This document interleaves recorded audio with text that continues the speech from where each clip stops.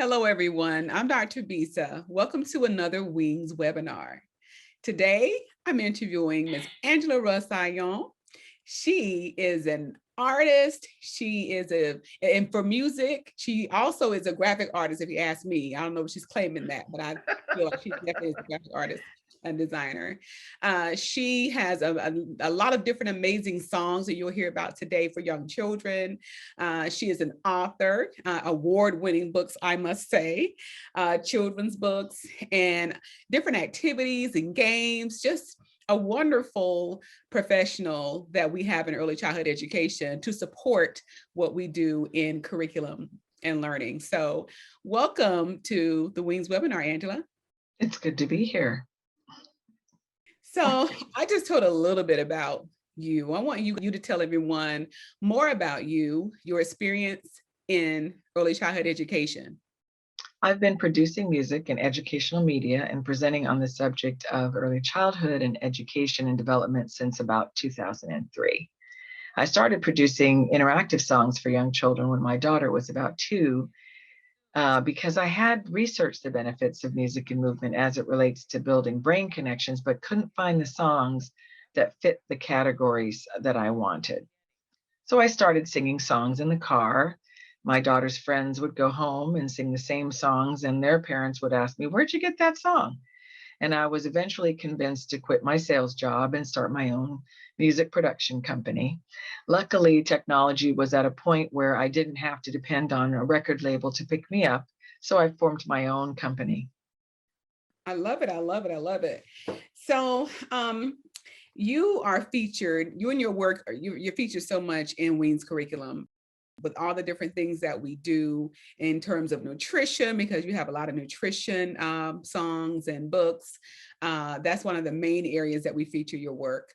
But since then, you've created even more with math and just moving and learning when it comes to physical development. So I want you to talk a little bit about the different products that you have and your goal when you were developing some of the products. So maybe put them in different pots and categories because you have so many. And when you guys get to go to her website, you'll see what I mean. She has so many different options and even in more than one language. So tell us about your different products and your goals and mindset around developing those. I often recommend books in my workshops for educational grants I'm involved with. I develop books and music when I can't find what I'm looking for. Educators also ask me for interactive songs and different types of activities, songs that cover different concepts or connect with their programs, such as healthy eating songs or a song about building a snowman. I've also produced custom CDs and initiatives in English and Spanish for programs, and I offer full album downloads as well as digital. Last year, for example, I released a 20-second hand washing song that was given for free throughout COVID and is still offered for free on the site. Most of my songs are interactive in some way, whether the child is going to chant or respond verbally or clap or shake or complete a gross motor skill like jumping. Thank you for that. So I wanted to start with the product so we can make connections here. So the title of today's webinar is definitely maximizing connection. So throughout the day in the classroom, sometimes we miss opportunities for connections. So we want to maximize the concepts that children can learn throughout the day. And that's what we're talking about here today.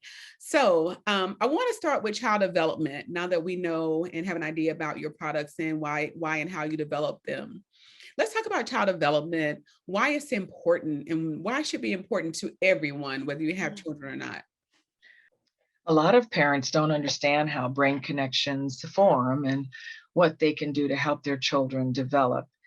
Now, new research shows that pathways or roads through the child's brain are about as wide as they're going to get around the age 6. That doesn't mean that the brain won't continue to form more connections. It does mean that the roads will be wider and more information, like cars, will travel over those roads. The wider the roads, the more cars will travel, the more information will travel. That means more retention for our children, faster processing, and so forth. The more we understand about how our children develop and process information, the more effective we are as parents. We have to start early in preparing our children to compete academically. We need to engage them in activities that help them process and think. Look, according to the California Department of Education, in the state of California alone, approximately 20 to 28% of our African American, Native American, and Latinx students met state standards in mathematics. In contrast, with 54% of Caucasians and 74% of Asian students. You could have done so many different things with your background and your talent. So why did you decide to travel around the world promoting child development and learning? Yes, I've delivered keynote speeches and presented training workshops on the subjects of early childhood science, math, literacy, development for hundreds of organizations all across the US. I share my knowledge from my experiences and the research with the masses by presenting interactive workshops and keynotes across the country. Well, thank you for that, Angela. The reason why I wanted to interview you to talk with you is because, again, we feature your work so much in Wean's curriculum because it's so clean, it's so relatable, and it's diverse.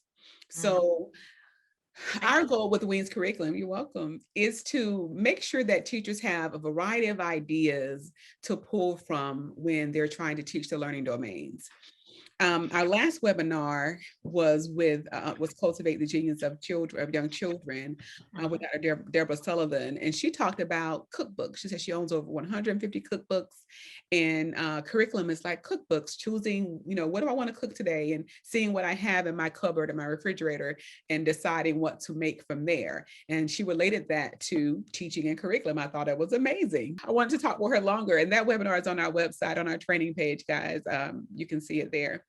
So I want to ask you a similar question about the domains of development in terms of what are some ways that teachers can implement activities, experiences on a daily basis, and parents as well. So whether they're at home or school, wherever they are, how can adults implement experiences that teach to those domains? Well, making connections is not as hard as people think. The key is to connect activities to each other rather than inviting children to participate in activities that are disconnected from one another. Connect each activity throughout the day to something that you start at the beginning of the day. And you want to connect those activities and have them thinking about their real life experiences, things that they can relate to, not things they can't relate to, like dinosaurs. What do they know about dinosaurs? They're never going to see a dinosaur. My son used to crawl under clothing racks and hide from me, so I bought a book about a duck being lost from his mother. Then I took his favorite toy and hid it in the house, and we looked for it together and talked about how he felt. I made a connection between something he did, the book, and a home experience. It didn't cost any money. Research shows that bringing children full circle around a curriculum like yours can have a positive impact on their academic success, which is why I partnered with you in using my music. Consider what the child is doing and what the child is interested in. Take learning from there and connect it to real life experiences.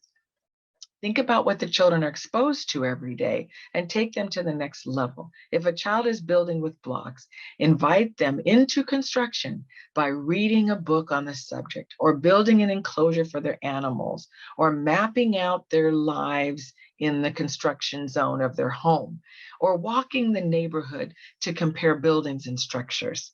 Tie one thing to another throughout the day and the week and the month. If you're introducing gardening to young children, start with a gardening book to spark their interest and introduce new vocabulary words. An experiment can be examining fresh versus decaying vegetables.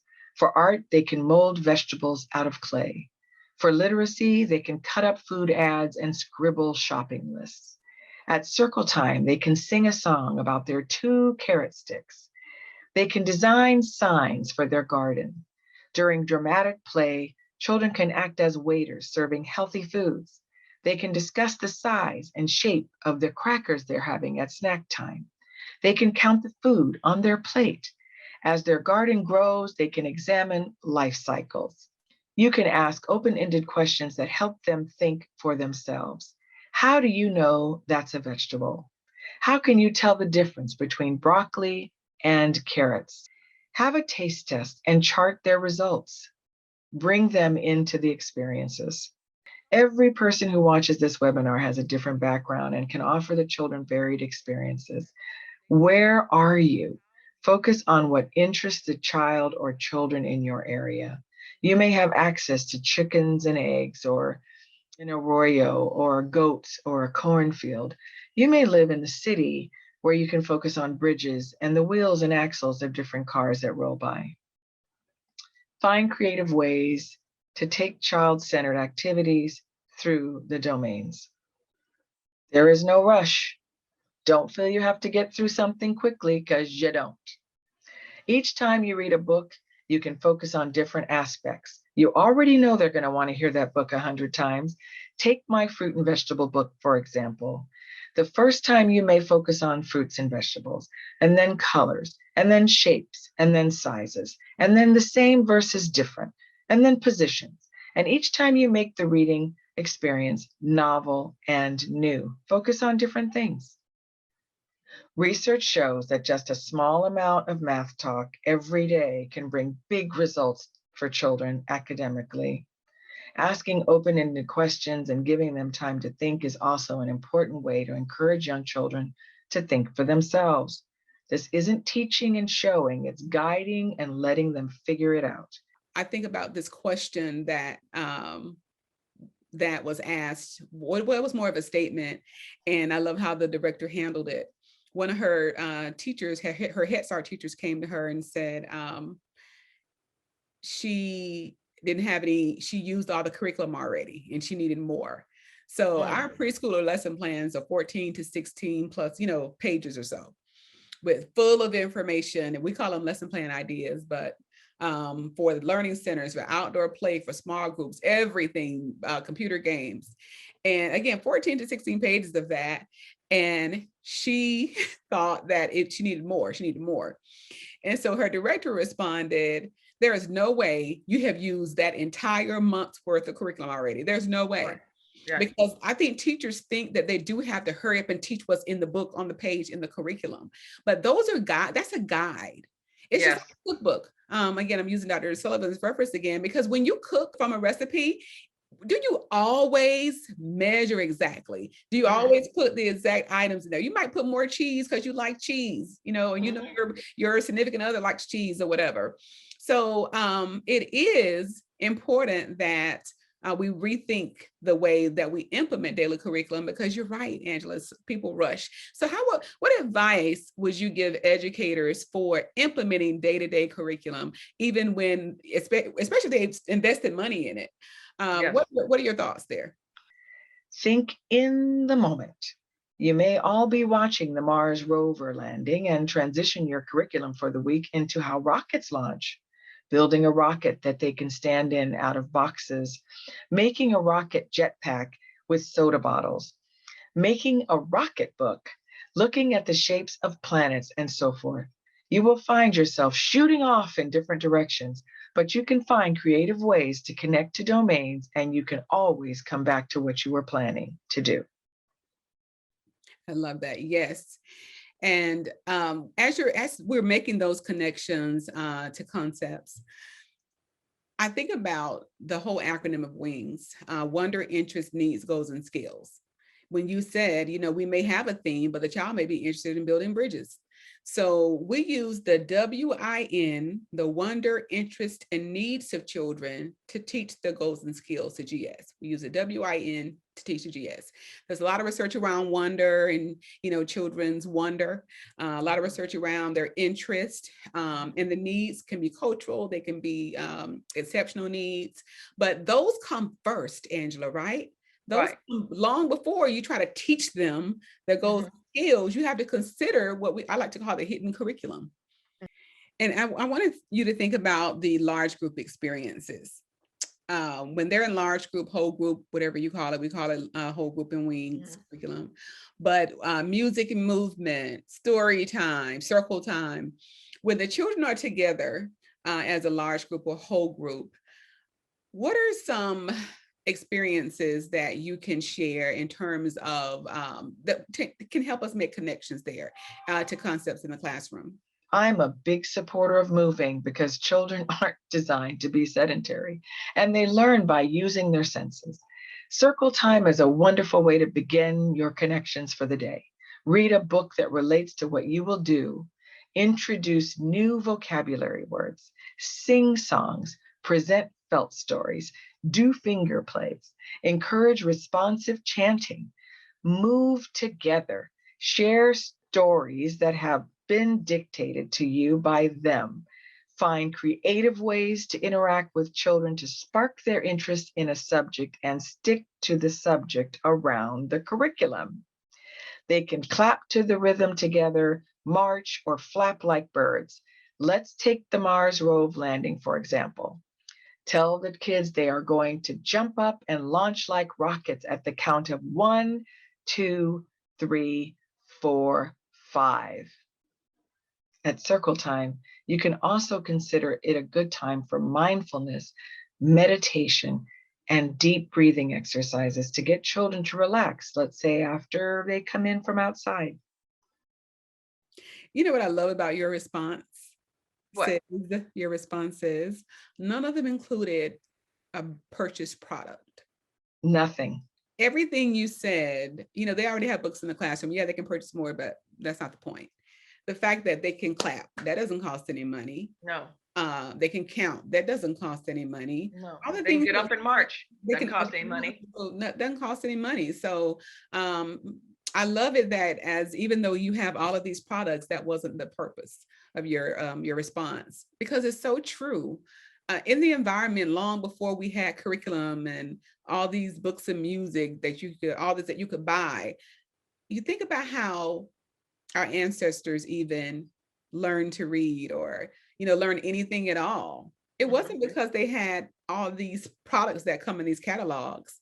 They just had everyday material, Activities. Yes. sticks and Every leaves, day. whatever they could find, and yet they learned to read. But Yes. today we have all of these amazing materials, but Angela, children are not reading on the level where they should be with all of these resources, Right. materials, and products that we have. There's always the old saying, give a child a toy in a box and she will play with the box. Give him rocks and sticks and dirt and see what he does with it. There was a video I watched where the children were mixing paint on a waterproof table, and the teacher walked up and drew pathways with her fingers. And she swept the yellow into the green, introducing the mixing of colors. And she introduced new colors by dripping them on the table. Later, she wrote the name of one child and introduced literacy. Never once did she tell them what to do. She guided them by her actions. She could follow with, why do you think that happened? Or what do you notice about the paint? I love all of that learning that you just explained from just one topic. What do you say to those parents and educators who feel that if they're not doing a worksheet or completing a workbook, they're not learning? Because from what you just described, journaling is one thing, having an open a piece of paper with no lines or anything on it or in writing, that's one thing. But for those who feel like, no, they need worksheets and they need workbooks, not that. So I'm going to let you respond to that.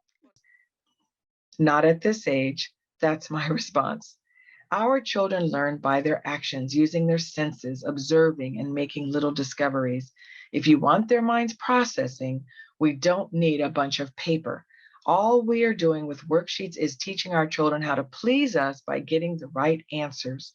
They will eventually go into the workforce and do a job just to get the paycheck.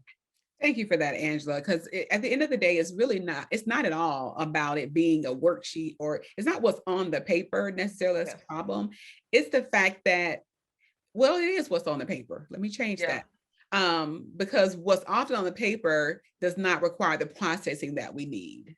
No. So that's what we want we want them to develop an original idea, or Yes. take one idea that's there and change it and make it their own or into a different idea. We're not encouraging them to have fresh new ideas. We're not producing innovators.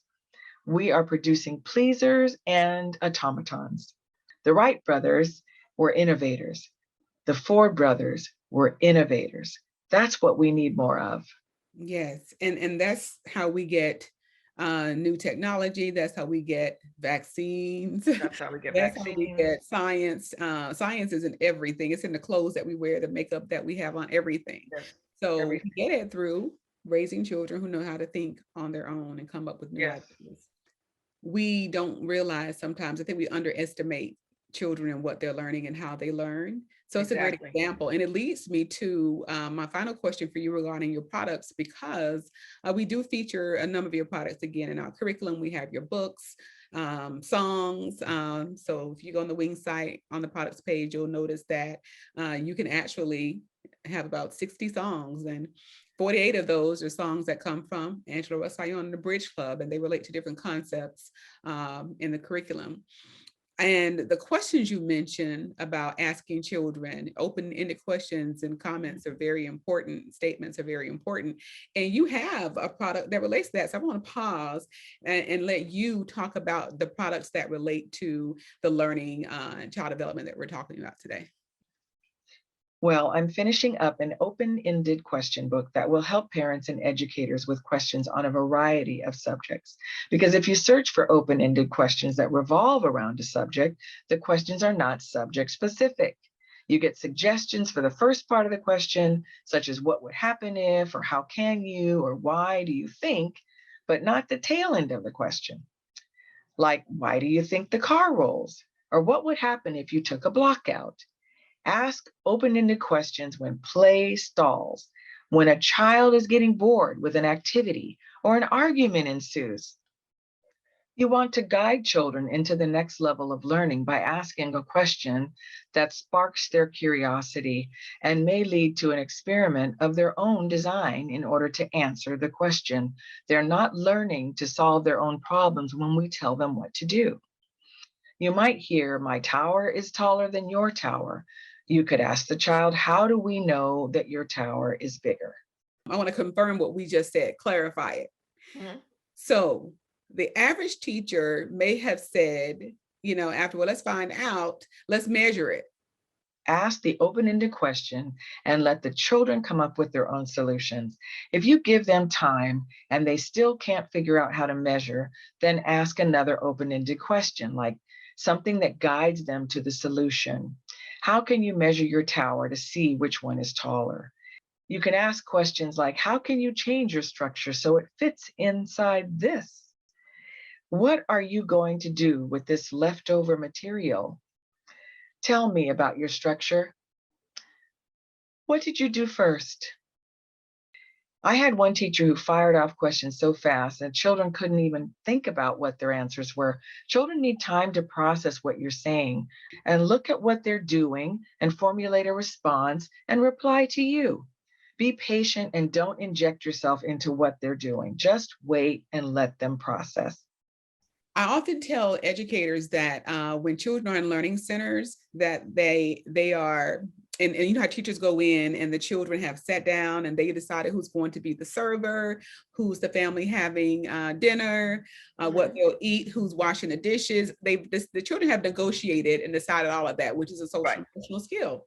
Mhm. And here comes a teacher, oh, I want some, make me a pancake too. Mhm. So I tell teachers there's a difference between interacting and Yes. interrupting, Right. Right. because they've already have those roles nailed down. And so when we think about maximizing concepts and connections during the day, what are your Mhm. thoughts on that? And then I know, I just want you to weigh in on that a little bit more, because when you start talking about open-ended questions, that took me there. You can count seeds when you garden, crackers on a plate, or buttons on a doll's shirt. You can line up dolls by size. If you need the proof for your assessment, then take a photo or videotape the experience when they've proven they know something. So interact, don't interrupt. Very important.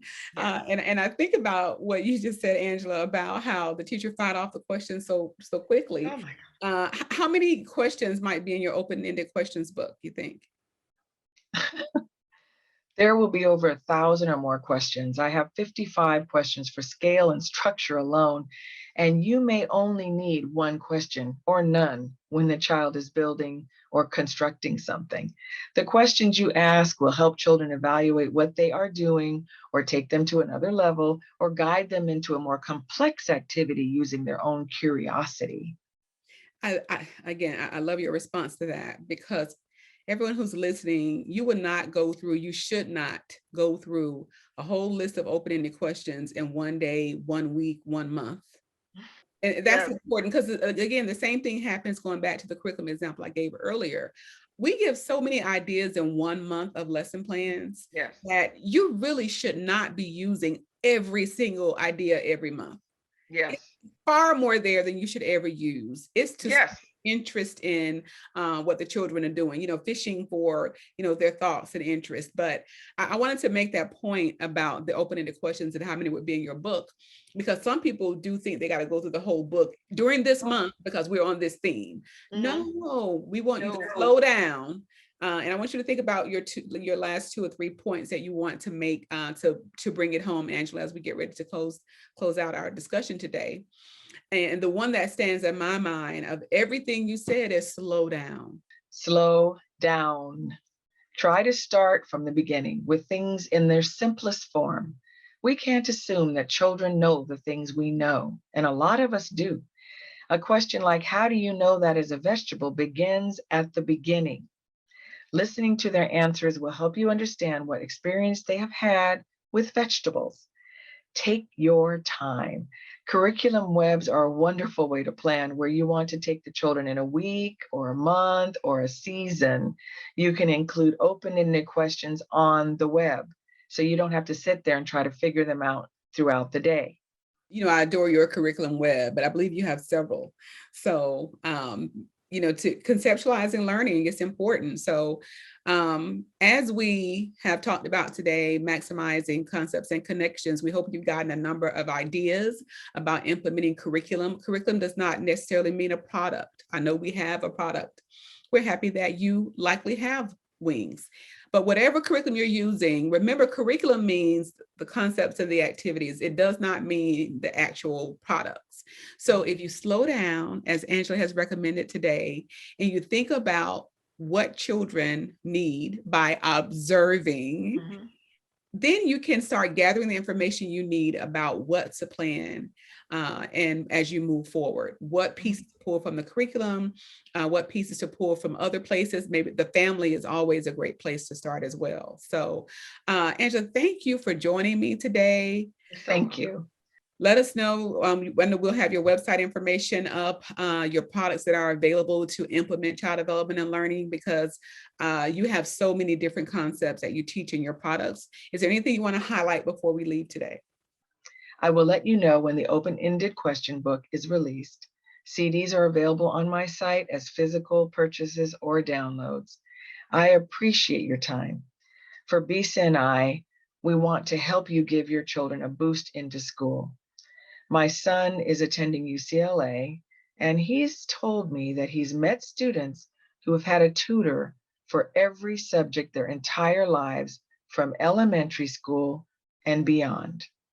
This is what we are competing with. We need to hold parents, providers, and educators accountable for the progress of our children. That whole situation that you just described, I just want to give a moment for that to sink in. Hopefully that sinks in. This is what we're up against when we apply for the best schools in the nation. Let's start early and get our children prepared. And we start when they're young. So Right when they're young. I want to give Angela credit and some praise before we leave, and let her know I really appreciate The music that's put together in Wings Online and My Wings Online. You guys, Angela partnered with us on that, and we're so thankful. The little cute CD covers that go along with all the themes. She created those for us. And whenever she creates new songs and think that they fit in with the curriculum better, she'll go back and swap them out for us and send us, create a whole nother CD for us. So thankful to have a partner like you and for believing in what we believe in and thinking about our children. Again, guys, for Wings Curriculum and a Bridge Club, I'm Dr. Bisa with Angela Russ-Ayon. Have an amazing day. And once again, you've been buzzed. Bye-bye.